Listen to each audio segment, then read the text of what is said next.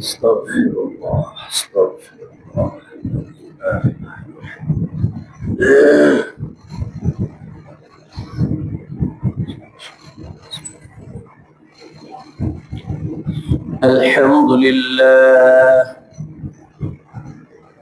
الحمد لله نحمده ونستعينه ونستغفره ونؤمن به ونتوكل عليه ونعوذ بالله من شرور أنفسنا ومن سيئات أعمالنا من يهده الله فلا مضل له ومن يضلله فلا هادي له ونشهد أن لا إله إلا الله وحده لا شريك له ونشهد أن سيدنا وسندنا وحبيبنا وشفيعنا وطبيبنا وطبيب قلوبنا وأولانا ومولانا محمدا عبده ورسوله صلى الله تعالى عليه وعلى آله وأصحابه وبارك وسلم تسليما كثيرا أما بعد فقد قال الله تعالى في كلامه المجيد وفي فرقانه الحميد فأعوذ بالله من الشيطان الرجيم بسم الله الرحمن الرحيم ومن الأنعام حمولة وفرشا كلوا مما رزقكم الله ولا تتبعوا خطوات الشيطان إنه لكم عدو مبين وقال رسول الله صلى الله عليه وسلم طلب كسب الحلال فريضة بعد الفريضة أو كما قال عليه الصلاة والسلام صدق الله مولانا العظيم وصدق رسوله النبي الأمي الكريم ونحن على ذلك لمن الشاهدين والشاكرين والذاكرين والحمد لله رب العالمين شكرا درود شريف পড়ি اللهم صل على محمد وعلى آل محمد كما صليت على إبراهيم وعلى آل إبراهيم إنك حميد مجيد اللهم بارك على محمد وعلى آل محمد كما باركت على إبراهيم وعلى آل إبراهيم إنك حميد مجيد صدق الله العظيم محترم معزز সম্মানিত মুসল্লিয়ান ইকরাম আসসালামু আলাইকুম ওয়া রাহমাতুল্লাহি ওয়া বারাকাতুহু আমরা আল্লাহ রাব্বুল আলামিনের দরবারে কালিমাতুশ শুকর আদায় করি আল্লাহ রাব্বুল আলামিন আমাদেরকে পবিত্র জুমা বারে আল্লাহর ঘর মসজিদে সকলের আগে আসার বসার তৌফিক দিয়েছেন এই জন্য আমরা অন্তর থেকে বলি আলহামদুলিল্লাহ। মসজিদে আগে আসার ফজিলত আছে, আবার সামনে বসারও ফজিলত আছে। আমরা অনেকেই একটু আগে আসলেও একটু সাইডে ছুটে বা দূরে বসার চিন্তা ভাবনা করি। আসলে সামনে বসার যে ফজিলত, সামনে হলো প্রথমে যে রহমত বর্ষণ হয়, রহমত প্রথম কাতারে ইমামের বরাবর, এখানে আল্লাহর খাস রহমত বর্ষণ হয়। এই রহমত সর্বপ্রথম ইমামের পরে যে আছে সে পায়, তারপরে ইমামের ডাইনের ব্যক্তি, এভাবে এক একজন করে, তারপরে ইমামের বামের ব্যক্তি, প্রথম কাতার শেষ হলে তারপরে দ্বিতীয় কাতার, এভাবে ভাগ ভাগ করে যায়, এভাবে ভাগ ভাগ করে যায়। এই জন্য আগে আসার এবং আগে বসার চেষ্টা করা। আল্লাহ রাসূল বলেন, গত জুমে আলোচনা করেছি, যে ব্যক্তি তিনটি বিষয়ের ফজিলত জানা থাকতো তাহলে তা আদায় করার জন্য রীতিমতো যুদ্ধে অবতীর্ণ হতো।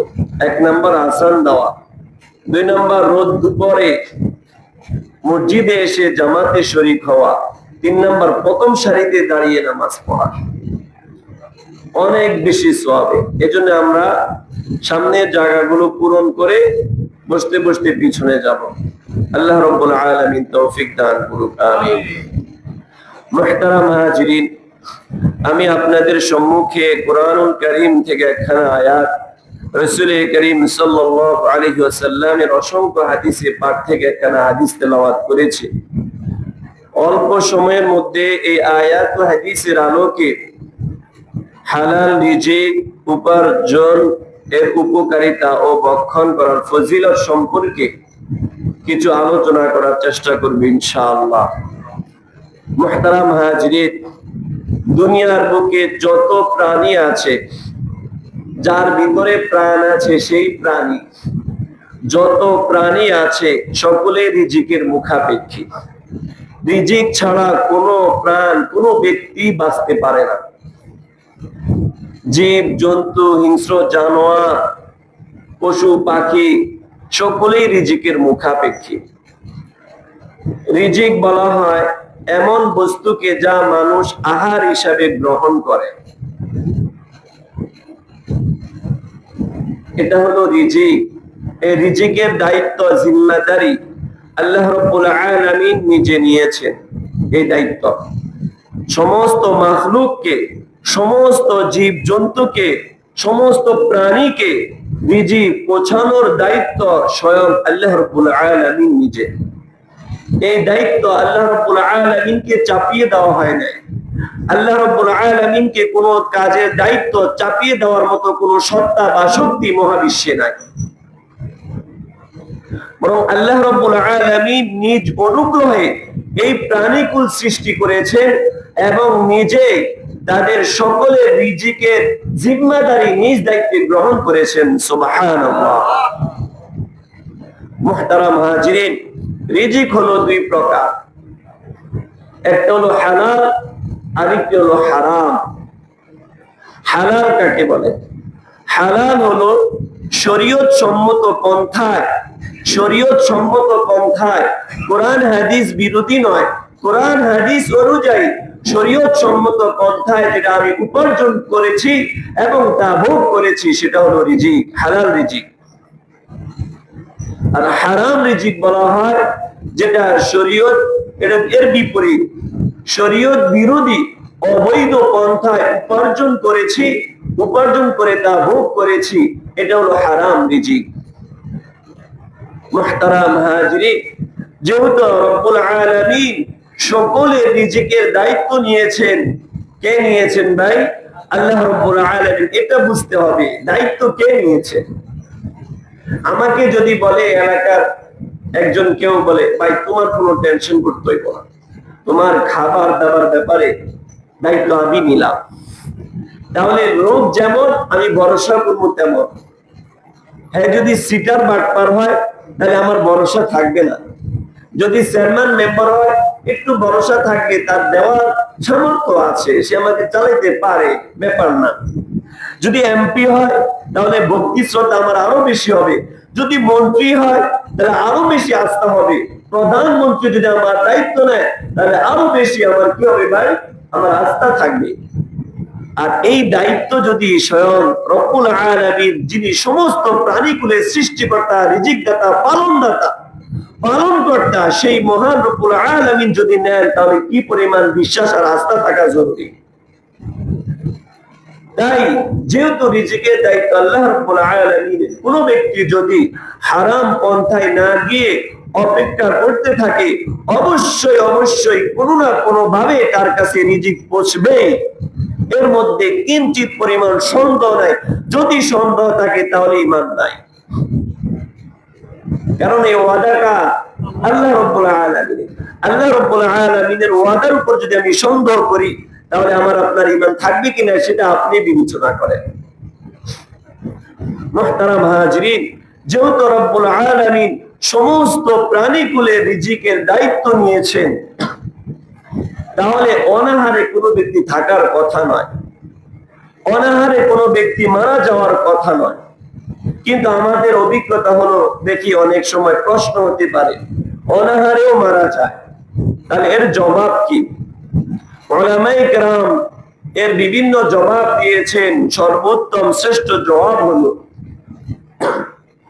আল্লাহ রাব্বুল আলামিন প্রাণীকুলের রিজিকের দায়িত্ব নেওয়ার অর্থ হলো, যতদিন পর্যন্ত তার আয়ু থাকবে,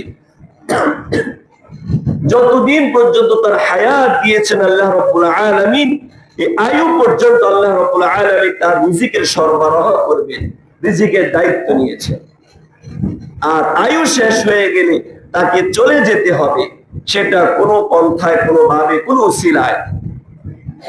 কেউ রোগ ব্যাধিতে আক্রান্ত হয়ে, কেউ কোনো বিপদে, কোনো মুসিবতে লিপ্ত হয়ে, দুর্ঘটনার কবলে শিকার হয়ে, আগুনে দগ্ধ হয়ে, পানিতে ডুবে, যে যেভাবেই মারা যায়, এটা হলো এক একটা উসিলা। মূলত কথা হলো তার হায়াত শেষ, তার হায়াত শেষ। এর জন্য কোন একটা উসিলা দিয়ে আল্লাহ রাব্বুল আলামিন তাকে দুনিয়া থেকে নিয়ে গেছেন। কিন্তু আমরা আমাদের জ্ঞানের অভাবে বলি, এই লোকটা গাড়ি না চালা, আজকে গাড়িতে বের না হইলে আজকে এই দুর্ঘটনা ঘটতো না, তার করুণ পরিণতি হইতো না, মারা যেত না, এই কাজটা না করলে তার অমুক ক্ষতি হইতো না। এটা ভুল। আল্লাহ রাব্বুল আলামিন তার কপালে লিখেছেন এটাই হবে। মুহতারাম হাজিরিন, ঠিক তদ্রুপ ভাবে কারো কারো ক্ষেত্রে যখন তার আয়ু শেষ হয়ে যায়, আল্লাহ রাব্বুল আলামিন তার রিজিকের সরবরাহ বন্ধ করে দেয়, তারপরে সে মারা যায়। আমি আপনি মনে করি লোকটা অনাহারে মারা গিয়েছে, যদি খাইতে পারতো তাহলে আরো কিছুদিন বাঁচতে পারতো, এটা ভুল। মূলত তার আয়ু শেষ, আল্লাহ রাব্বুল আলামিন তাকে একটা উসিলা দিয়ে নিয়ে যাবেন, এটাও একটা উসিলা, তার রিজিকের সরবরাহ শেষ, বন্ধ করে দিয়েছেন। মুহতারাম হাজিরিন, যতদিন আয়ু থাকবে, তার হায়াত থাকবে, ততদিন পর্যন্ত আল্লাহ রাব্বুল আলামিন তার রিজিক তাকে পৌঁছে দিবেন। হয়তো চেষ্টা পরিশ্রমের মাধ্যমে সে সেটা আদায় করে নিবে, নতুবা আল্লাহ রাব্বুল আলামিন সরাসরি আসমান থেকে তার কাছে তার রিজিক পৌঁছে দিবেন। সুবহানাল্লাহ। আল্লাহ রাব্বুল আলামিন কুরআনুল কারীমের মধ্যে বলেন, وما من دابة في الأرض إلا على الله رزقها। ভূপৃষ্ঠে, জমিনের বুকে যত প্রাণী আছে, যত প্রাণী বিচরণ করছে, সমস্ত প্রাণীকুলের রিজিকের দায়িত্ব, জিম্মাদারি আল্লাহ রাব্বুল আলামিনের। ويعلم مستقرها ومستودعها। তিনি আল্লাহ জানেন আমাদের স্থায়ী অস্থায়ী আবাসন সম্পর্কে। وما من دابة في الأرض إلا على الله رزقها ويعلم مستقرها ومستودعها كل في كتاب مبين। এই সমস্ত কিছু সুস্পষ্ট কিতাবের মধ্যে লিপিবদ্ধ রয়েছে, লৌহে মাহফুজে। এই কুরআনুল কারীম পুরোটা লৌহে মাহফুজে আছে। লৌহে মাহফুজ সংরক্ষিত জায়গায়, সেখানে এই কিতাবের মধ্যে লেখা আছে, এখানেও লেখা আছে। মুহতারাম হাজরিন, সমস্ত প্রাণী শুধু আমার আপনার নয়, শুধু মুসলমান আর মুমিন ব্যক্তির নয়, আল্লাহ ওয়ালাদের বুজুর্গদের নয়, সমস্ত প্রাণী কুলের রিজিকের দায়িত্ব আল্লাহ রাব্বুল আলামিন। আমি কোথায় অবস্থান করেছি, কোথায় থাকতেছি, কি করতেছি, সমস্ত কিছু সম্পর্কে আল্লাহ রাব্বুল আলামিন অবগত আছেন, তিনি খবর রাখেন। মুহতারাম হাজরিন, এই আয়াত প্রসঙ্গে ইমাম কুরতুবী রাহমাতুল্লাহি আলাইহি তাফসীরে কবীরের মধ্যে একটা ঘটনা উল্লেখ করেছেন। আবু মুসা এবং ইমাম মালিক রাদিয়াল্লাহু আনহু সম্পর্কে। আশআরী গোত্রের এই দুইজন লোক ইয়ামান থেকে মদিনায় আল্লাহ রাসূলের সাথে সাক্ষাৎ করার জন্য আসছেন। একটা দল নিয়ে, তাদের এলাকার একটা দল নিয়ে আল্লাহ রাসূলের সাথে সাক্ষাৎ করবেন, দিন শিখবেন, ইসলাম কিছু ইসলাম গ্রহণ করেছেন, কিছু ইসলাম গ্রহণ করবে। আবু মুসা আশআরী ইমাম মালিক আবু মালিক আশআরী রাদিয়াল্লাহু আনহু ইয়ামান থেকে মদিনায় আসতে আসতে দীর্ঘ পথ। আগে তো এরকম অল্প সময় যাওয়ার ব্যবস্থা ছিল না, মানুষ পায়ে হেঁটে ঘোড়ায় চলে যাতায়াত করত। দীর্ঘদিন যাতায়াতের পর আসার পর তাদের খাদ্য সরবরাহ শেষ হয়ে গেছে, খাবার পানি যা ছিল শেষ হয়ে গেছে। তো তারা মদিনা আসার আগে এক জায়গায় অবস্থান করলেন। অবস্থান করে তাদের একজন প্রতিনিধি আল্লাহ রাসূলের কাছে পাঠাইলেন তাদের এই দূর অবস্থার কথা জানানোর জন্য, যে আমাদের খাবার আদি শেষ, যদি কোনো আপ্যায়নের ব্যবস্থা হইতো। ওই প্রতিনিধি রাসূল করিম সাল্লাল্লাহু আলাইহি ওয়াসাল্লামের দরজার কাছে যখন এসে দাঁড়ালো, আল্লাহ রাসূল ঘরের ভিতরে কুরআনুল কারীম তেলাওয়াত করতেছেন, আর এই আয়াত তখন পড়তেছিলেন, ওয়ামা মিন দাব্বাতিন ফিল আরদি ইল্লা আলাল্লাহি রিজকুহা। ভূপৃষ্ঠে, জমিনের বুকে যত বিচরণশীল প্রাণী রয়েছে, সমস্ত প্রাণীকুলের রিজিকের জিম্মাদারি আল্লাহ রাব্বুল আলামিনের। এই আয়াত শোনা মাত্র ওই সাহাবী চিন্তা করলেন, আমরা আশআরী গোত্রের লোকেরা নিশ্চিত হিংস্র জন্তু জানোয়ারের চেয়ে নিকৃষ্ট নয়। সমস্ত প্রাণীর রিজিকের দায়িত্ব যদি আল্লাহ রাব্বুল আলামিন নিয়ে থাকেন, তাহলে আমাদের রিজিকের দায়িত্ব আল্লাহ রাব্বুল আলামিন নিয়েছেন। অতএব আমাদের এই দুরবস্থার কথা রাসূল করিম সাল্লাল্লাহু আলাইহি ওয়াসাল্লামের কাছে বলার প্রয়োজন নাই। যে আল্লাহ পাক আমাদেরকে সৃষ্টি করেছেন, সেই আল্লাহ রাব্বুল আলামিন উত্তম রিজিকের ব্যবস্থা করবেন। সুবহানাল্লাহ। ওই সাহাবী আল্লাহ রাসূলের সাথে সাক্ষাৎ করে চলে গেলেন। সাক্ষাৎ করেছেন বিদায় বা করেন নাই, দূর অবস্থার কথা না জানায়া সাথী ভাইদের কাছে চলে গেলেন। যাওয়ার পরে তাদেরকে বলতেছেন, সুসংবাদ গ্রহণ করো, সুসংবাদ, তোমরা নিশ্চিত থাকো, অবশ্যই উত্তম খাবার আদির ব্যবস্থা হবে। সে কথা বলে নাই আল্লাহ রাসূলকে বলেছি তিনি খাবার পাঠাইবেন, এটা বলেন নাই, বলেছেন অপেক্ষা করো, উত্তম খাবারের ব্যবস্থা হবে ইনশাআল্লাহ। সাথী ভাইরা বুঝছেন, হয়তো সে আল্লাহ রাসূলের কাছে আমাদের এই অবস্থার কথা জানিয়েছেন, আল্লাহ রাসূল আশা দিয়েছেন। সকলেই বসে রইলেন। অল্প কিছুক্ষণ পর দেখলেন দুইজন ব্যক্তি দুইটা গামলা বড় বল ভর্তি, এক বল ভর্তি রুটি, আরেক বল ভর্তি বুড়া গোশত নিয়ে হাজির। কাফেলার কাছে নিয়ে আসলো, সকলেই সাদরে গ্রহণ করলেন, খুব তৃপ্তি সহকারে খাইলেন। অনেক বেশি খাবার অনেক বেশি বেঁচে গেল। যেমন ছিল সুস্বাদু, তেমন প্রয়োজনের অনেক বেশি হয়েছে। সবাই তৃপ্তি ভরে খাইলেন। সাহাবায়ে কেরাম তো আর আমাদের মতো নয় যে ফ্রিজ জাত করে রাখবো, ঘরে রাখবো, কে কয়টা পারি লুকাইয়া রাখি, এই সব সুযোগ আর আসবে না। সাহাবায়ে কেরাম চিন্তা করলেন, আমাদের তো প্রয়োজন সারছে, আল্লাহ রাসূল যে জায়গায় প্রয়োজন আছে সে জায়গায় আবার এগুলো ব্যবহার করবেন, পাঠাইয়া দিই। আবার দুইজন লোক ঠিক করে আল্লাহ রাসূলের কাছে পাঠাইয়া দিলেন। ওই দুইজন সাহাবী আল্লাহ রাসূলের কাছে গিয়ে বললেন, ইয়া রাসূলুল্লাহ সাল্লাল্লাহু আলাইহি ওয়াসাল্লাম, আপনি যে খাবার পাঠাইছেন খুবই সুস্বাদু, খুবই সুস্বাদু, আমরা সকলেই তৃপ্তি সহকারে খাইছি, আবার প্রয়োজনের অতিরিক্ত এগুলো নিয়ে আসছি, আপনি যে জায়গায় প্রয়োজন সেই জায়গায় এগুলো বিলিয়ে দেন। আল্লাহ রাসূল বলতেছেন, কি বলছো? আমি তো কোনো খাবার পাঠাই নাই। তখন ওই দুই সাথী বলে, কি বলেন, আপনার কাছে কি আমাদের প্রতিনিধি আসে নাই, এমন এমন অবস্থা আমাদের বর্ণনা করে নাই? আল্লাহ রাসূল বলেন, না, বরং তোমাদের এই খাবার আমি পাঠাই নাই, ওই আল্লাহ রাব্বুল আলামিন পাঠাইছেন, যিনি সমস্ত প্রাণীকুলের রিজিকের দায়িত্ব নিয়েছেন। সুবহানাল্লাহ। মুহতারাম হাজিরিন, আল্লাহ রাব্বুল আলামিন এই ঘটনাগুলো প্রকাশ করে এটা বুঝাইছেন, চেষ্টা পরিশ্রম ছাড়াও আল্লাহ তাআলা রিজিক দিতে পারে। মুহতারাম হাজিরিন, বনি ইসরাইল হযরত মূসা আলাইহিস সালামের উম্মতকে 70,000 উম্মত, 70,000ও বেশি, 40 বছর একাধারে 40 বছর আসমান থেকে পাকানো খাবার সরবরাহ করে খাওয়াইছেন। সুবহানাল্লাহ। সূরা বাকারার মধ্যে আছে, আমার বানানো নয়।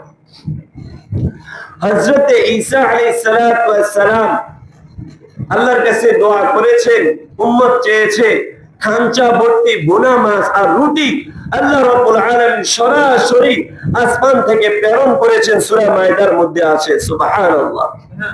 মুহতারাম হাজিরিন, কিন্তু এটা স্বাভাবিক নিয়ম নয়। আল্লাহ রাব্বুল আলামিন এটা জানান দিয়েছেন, চেষ্টা পরিশ্রম ছাড়াও আল্লাহ তাআলা খাওয়াইতে পারে, কিন্তু এটা স্বাভাবিক নিয়ম নয়।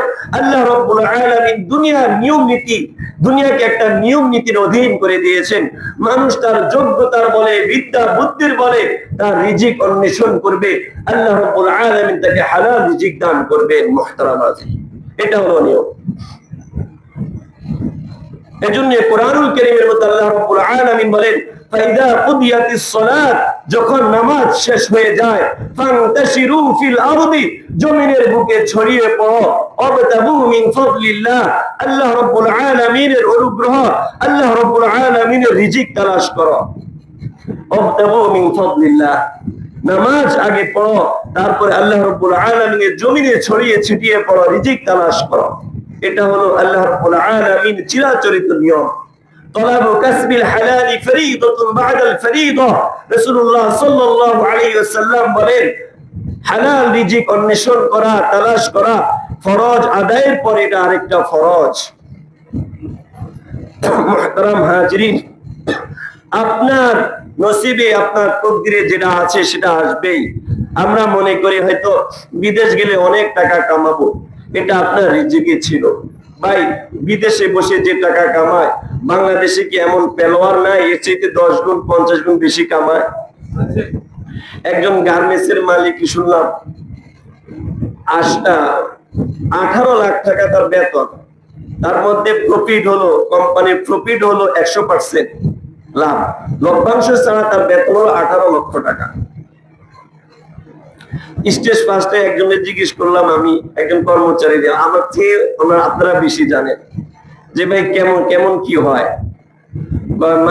মাসে ন্যূনতম মানে 1 থেকে 1.5 কোটি, 1 থেকে 1.5 কোটি টাকা এখানে কোন প্রফিট হয়, মানে মিনিমাম 1 কোটি 10 থেকে 15 লাখ টাকা প্রফিট।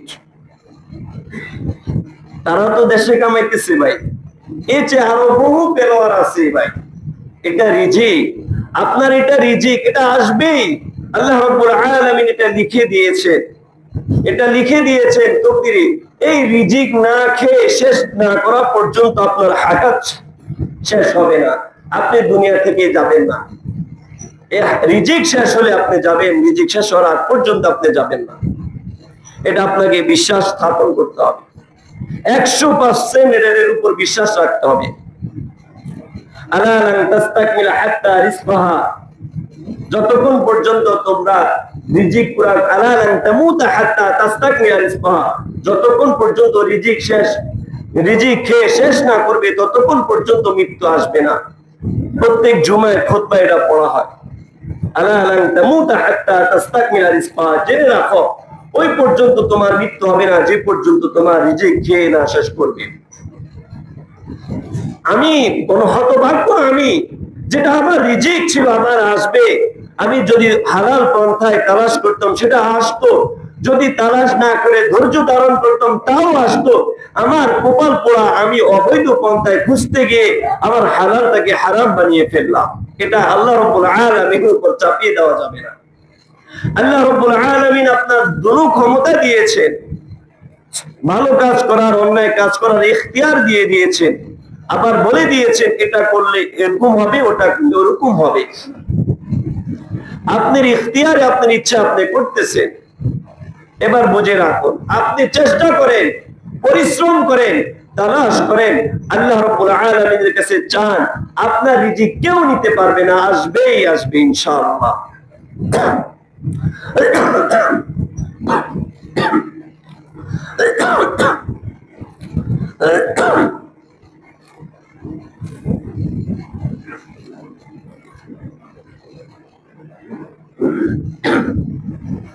মুহতারাম হাজরিন, হালাল রিজিক ভক্ষণ সম্পর্কে আল্লাহ রাব্বুল আলামিন কুরআনুল কারীমের মধ্যে বলেন, ইয়া আইয়ুহান নাস কুলু মিম্মা ফিল আরদি হালালান তাইয়্যিবা। হে লোক সকল, আল্লাহ রাব্বুল আলামিন তোমাদেরকে যে রিজিক দিয়েছেন জমিনের বুকে, তা থেকে হালাল এবং পবিত্র খাবার গ্রহণ করো। ওয়ালা তাত্তাবিউ খুতুওয়াতিশ শাইতান, তোমরা শয়তানের পদাঙ্ক অনুসরণ করো না। ইন্নাহু লাকুম আদুউম মুবিন, নিশ্চয়ই শয়তান তোমাদের প্রকাশ্য শত্রু। অন্য আয়াতে আল্লাহ রাব্বুল আলামিন বলেন মুমিনদেরকে উদ্দেশ্য করে, ইয়া আইয়ুহাল্লাযীনা আমানু, হে লোক সকল যারা ঈমান এনেছো, কুলু মিন তাইয়্যিবাতি মা রাযাকনাকুম, আমি তোমাদেরকে যে রিজিক দিয়েছি তার থেকে হালাল রিজিক ভক্ষণ করো। ওয়াশকুরু লিল্লাহ, আল্লাহ রাব্বুল আলামিনের শুকরিয়া আদায় করো। ইন কুনতুম ইয়াহু তা'বুদুন, যদি তোমরা তারই ইবাদত করে থাকো। নবী রাসূলদেরকে উদ্দেশ্য করে আল্লাহ রাব্বুল আলামিন বলেন, ইয়া আইয়ুহার রাসূলু কুলু মিনাত তাইয়্যিবাতি ওয়া'মালু সালিহা, হে রাসূলগণ আপনারা হালাল রিজিক ভক্ষণ করেন, ওয়া'মালু সালিহা, সালিহ সৎ কাজ করেন, ভালো কাজ করেন। ইন্নী বিমা তা'মালুনা আলিম, আপনারা যাই করেন সব সম্পর্কে আমি অবগত। নবীদেরকে দ্বারা আমাদেরকে বুঝাইতেছেন, উদ্দেশ্য করে বলতেছেন, নবীদের ব্যাপারে তো কোনো সন্দেহ নাই, তারা সমস্ত গুনাহ থেকে মাসুম, ইচ্ছা অনিচ্ছায় সমস্ত ছোট বড় গুনাহ থেকে পবিত্র। মুহতারাম হাজরিন, হালাল রিজিক হলো ইবাদত কবুলের শর্ত। হালাল রিজিক ভক্ষণ করলে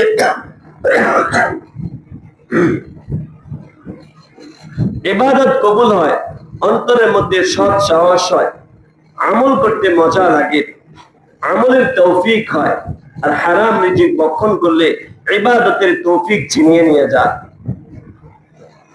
মানুষ কাপুরুষ হয়, দুর্বল হয়, গুনার প্রতি দাবিত হয়। এটা হলো হারাম রিজিকের প্রভাব।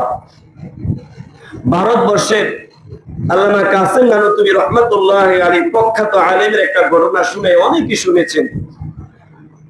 পৃথিবীর মধ্যে কওমি মাদ্রাসা, সর্বপ্রথম যে মাদ্রাসা আল্লাহ রাসূল সাল্লাল্লাহু আলাইহি ওয়াসাল্লামের স্বপ্নে ইশারার মাধ্যমে ভারতে দেওবন্দে যে মাদ্রাসা প্রতিষ্ঠা হয়েছে, সেই মাদ্রাসার প্রতিষ্ঠাতা আল্লামা কাসেম নানুতুবি রহমাতুল্লাহি আলাইহি ঘটনা। অনেক বড় বুজুর্গ ছিলেন। তিনি বলেন যে আমরা দেওবন্দের মুদাররিসিন শিক্ষকগণ একদিন মজুরের বাসায় ঘাস বিক্রি করে তার বাসায় খাওয়ার জন্য অপেক্ষা করতাম। একজন ভারতবর্ষে দিন মজুর ছিল, নাম ছিল শাহজি আব্দুল্লাহ। খুব নীতিবান লোক ছিল, ঘাস বিক্রি করে। এক বোঝা ঘাস বাজারে বিক্রি করবে প্রতিদিন 6 আনা। নীতিবান লোক, তো মানুষ খুব ভক্তি শ্রদ্ধার সাথে তিনার ঘাস ক্রয় করতেন। মনে করতেন নীতিবান লোক, তার ঘাস পশুকে খাওয়াইলে দুধ বেশি হবে, সংসারে বরকত হবে। মানুষ খুব ভিড় জমাইতো, কিন্তু যতই মানুষ হোক তিনি 6 আনায় বিক্রি করতেন। নীতিবান লোক ছিল, যে আগে আসতো তার কাছে বিক্রি করতেন। তিনার অভ্যাস ছিল ওই 6 আনা থেকে 2 আনা তিনি গরিব মিসকিন অসহায়দের পিছনে খরচ করতেন, আর 2 আনা নিজের সংসারে খরচ করতেন, আর 2 আনা জমায় করতেন। বছরে 7 থেকে 7.5 টাকা জমা হইতো।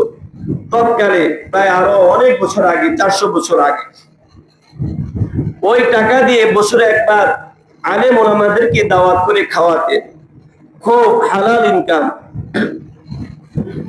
তো আল্লামা কাসেম নানুতুবি রহমাতুল্লাহি আলাইহি বলেন, ওই শাহজি আব্দুল্লাহর বাসায় খাওয়ার জন্য আমরা অপেক্ষায় থাকতাম, তিনি বছরে একবার দাওয়াত করবে।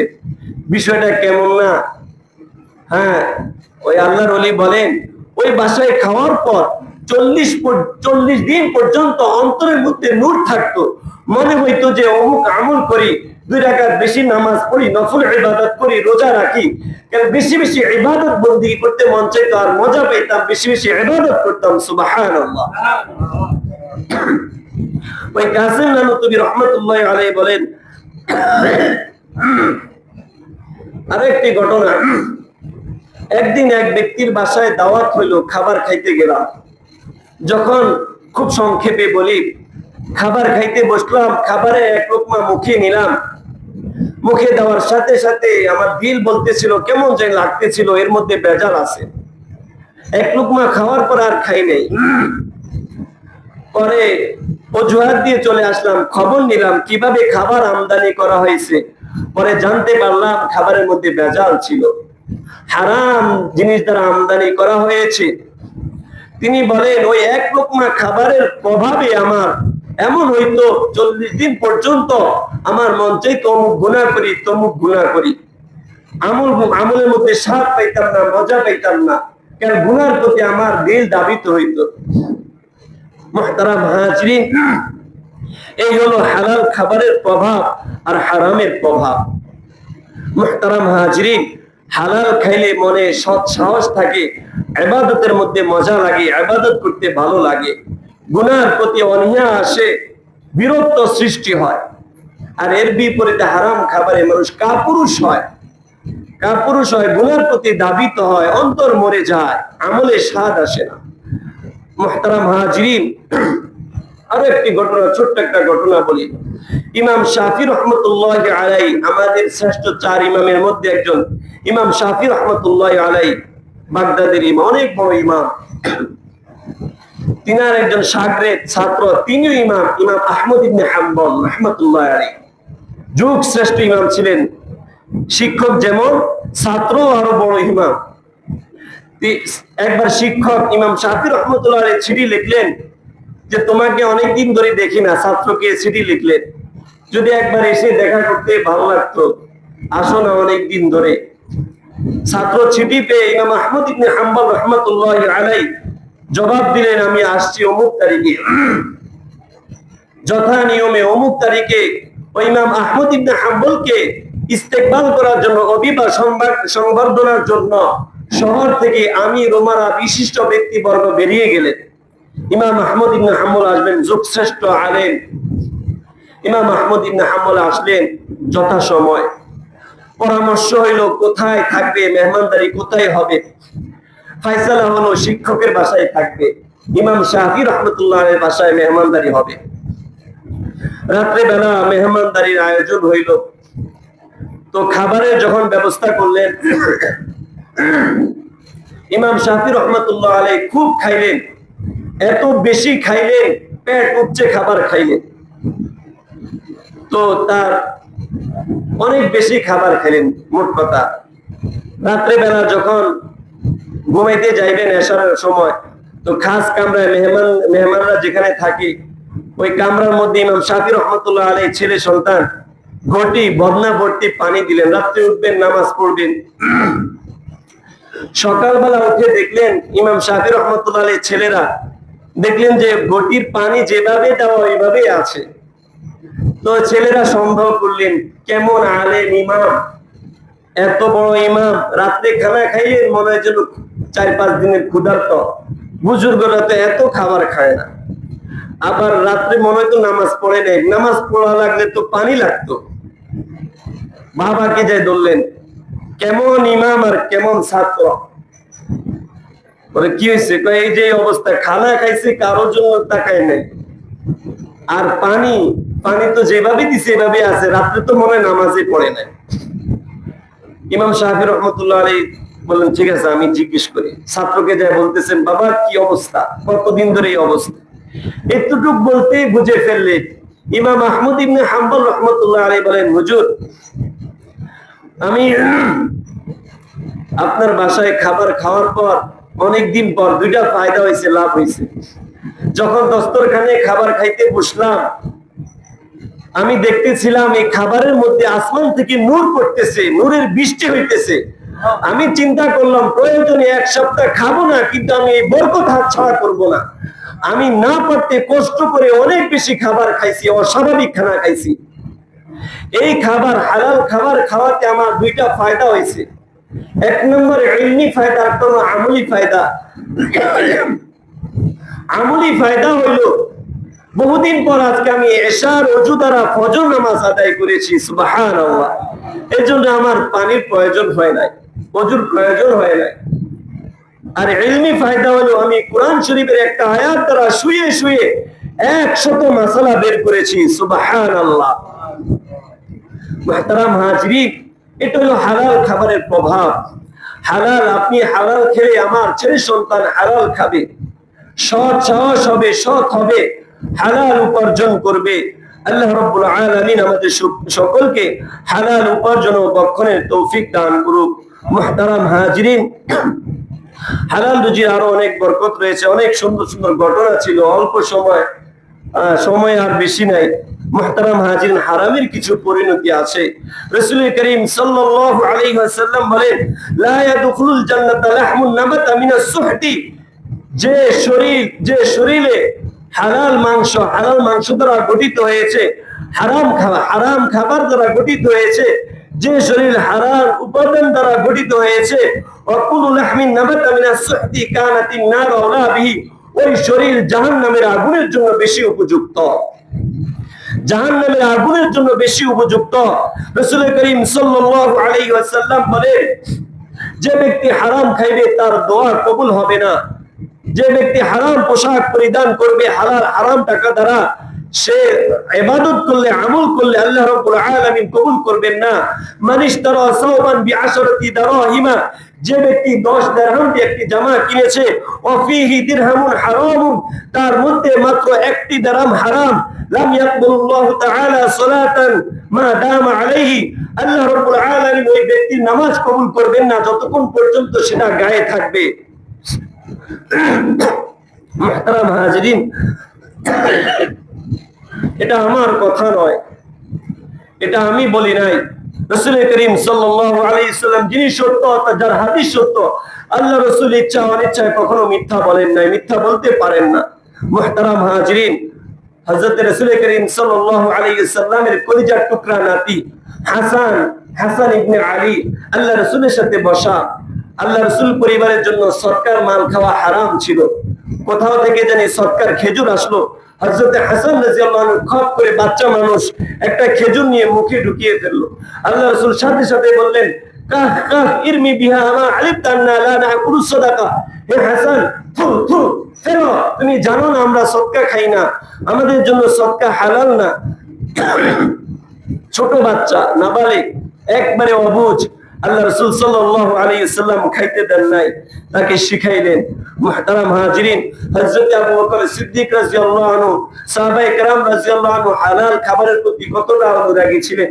হযরত আবু বকর সিদ্দিক রাদিয়াল্লাহু আনহু একবার তার গোলাম কিছু খাবার এনে দিলেন। খুব খিদা ছিল, প্রচন্ড ক্ষুধা, খাবার পেয়ে খেয়ে ফেললেন।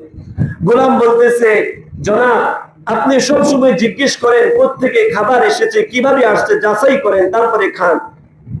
আজকে কিছু জিজ্ঞেস করলেন না, কারণ কি? হযরত আবু বকর সিদ্দিক রাদিয়াল্লাহু আনহু বলেন, পেটে প্রচন্ড ক্ষুধা ছিল, তাই জিজ্ঞেস করতে ভুলে গেছি, বলো কোত্থেকে খাবার এনেছো। ওই গোলাম বলে, ইসলাম গ্রহণের পূর্বে জাহিলিয়াতের যুগে আমি এক মহল্লার দিকে যাচ্ছিলাম, তো এখানে এক লোক অসুস্থ ছিল, আমি অন্তর মন্তর করে ঝাড়ফুঁক করেছিলাম, কুফরি করে ঝাড়ফুঁক করেছিলাম। তো তারা ওয়াদা করেছে ভবিষ্যতে আমাকে কিছু দিবে। আজকে তাদের এলাকা দিয়ে যাচ্ছিলাম, বিয়ের অনুষ্ঠান হচ্ছে, তো তারা সেখান থেকে আমাকে কিছু খাবার দিল। হযরত আবু বকর সিদ্দিক রাদিয়াল্লাহু আনহু বলেন, তুই তো আমাকে ধ্বংস করে দিলি, বমি করতে চেষ্টা করলে বমি হচ্ছে না, পেয়ালা ভর্তি পানি এনে খাইলেন পেট ভরে, তারপরে গলার ভিতরে হাত ঢুকিয়ে ভূমি করলেন, পেটের যেন নাড়ি বুড়ি বের হয়ে যাবে, সমস্ত খাবার বের করে ফেললেন। অন্যান্য সাহাবীরা বলতেছে, জনাব কি করতেছেন, আপনি তো নিজেকে শেষ করে দিবেন, কি দরকার ছিল? হযরত আবু বকর সিদ্দিক রাদিয়াল্লাহু আনহু বলে, ওই খাবার বের করতে যদি আমার প্রাণ চলে যেত, তারপরে আমি বের করে ছাড়তাম। মুহতারাম হাজিরিন, এই ছিল সাহাবায়ে কেরাম রাদিয়াল্লাহু আনহুম।